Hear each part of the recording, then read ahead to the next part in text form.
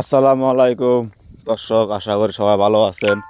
আপনারা দেখতে পারতেছেন গ্রামের কি সুন্দর সকালের একটা আবহাওয়া।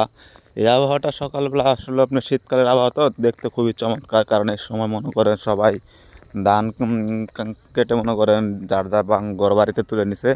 এরপর এখানে মনে করেন সরষা লাগানো হয়েছে, এরপরে মরিচ গাছ লাগানো হয়েছে। এবার মরিচের দাম ভালোই, কৃষক লাভবান হইব।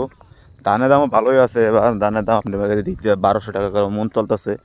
আপনাদের কোথায় কত টাকা করে চলতেছে অবশ্যই কমেন্ট করে জানাবেন। আর গ্রামের সকালের আবহাওয়াটা তো জানেন, তো শীতের আবহাওয়া সাধারণ একটা আবহাওয়া। এই আবহাওয়াতে আসলে আপনারা মনে করেন সকালবেলা বের হতে বা ঘুরতে ভালোই লাগে।